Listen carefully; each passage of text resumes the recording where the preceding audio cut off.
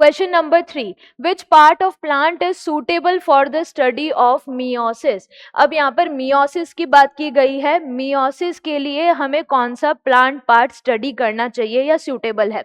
अगर बात करें मियोसिस के बारे में, मियोसिस कैसा है? Meiosis is a type of reductional division. Reductional division क्यों है? क्योंकि ये क्रोमोसोम नंबर को रिड्यूस कर देता है बाय हाफ, तो इसीलिए इसको क्या बोला जाता है? Reductional division. और अगर क्रोमोसोम नंबर आधा हो रहा है तो मियोसिस किस में होगा? डिप्लॉइड सेल्स में होगा, और उन डिप्लॉइड सेल से वो क्या बनाएगा? हैप्लॉइड सेल यानी गेमीट्स तैयार करेगा। तो जो मियोसिस है, it results in the formation of gametes, formation of haploid cells या गेमीट्स।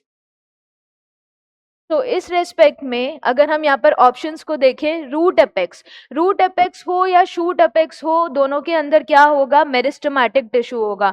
और ये मेरिस्टेमेटिक टिश्यू जो है ये डिवाइड करके सेम तरीके की सेल बनाएगा। और अगर सेम टाइप की सेल बन रही है तो इनके अंदर मियोसिस नहीं, किसको स्टडी किया जाएगा? माइटोसिस को स्टडी किया जाएगा। तो इसलिए ये ऑप्शन गलत हो गया। सिमिलरली शूट अपेक्स में भी माइटोसिस को स्टडी करेंगे, तो ये ऑप्शन भी गलत हो गया।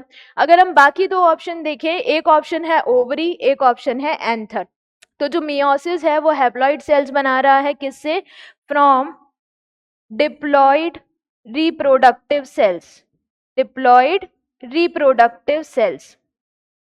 और ये जो डिप्लॉइड रिप्रोडक्टिव सेल्स या जर्म सेल्स हैं, ये किसके अंदर पाई जाएंगी? रिप्रोडक्टिव ऑर्गन्स के अंदर। और फ्लावर के अंदर जो एंथर है वो मेल रिप्रोडक्टिव पार्ट रखेगा, और जो ओवरी है वो फीमेल रिप्रोडक्टिव का पार्ट होगा।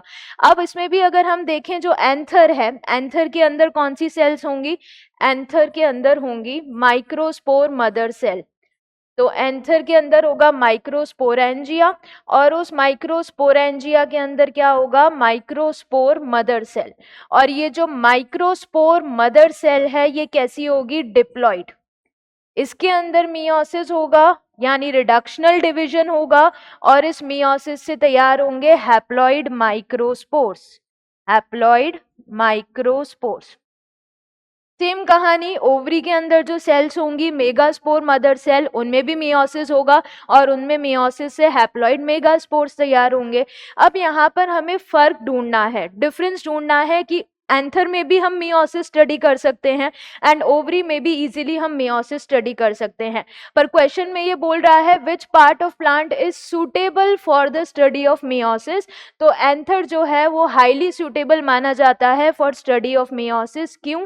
क्योंकि अगर हम प्रोपोर्शन देखें सेल्स का, कौन सी सेल्स का? मदर सेल्स का, रिप्रोडक्टिव सेल्स का, जो मियोसिस करके स्पोर्स बनाएगी, तो उनका प्रोपोर्शन एंथर सेल्स में ज्यादा है, एंथर के अंदर ज्यादा है एज कंपेयर टू ओवरी।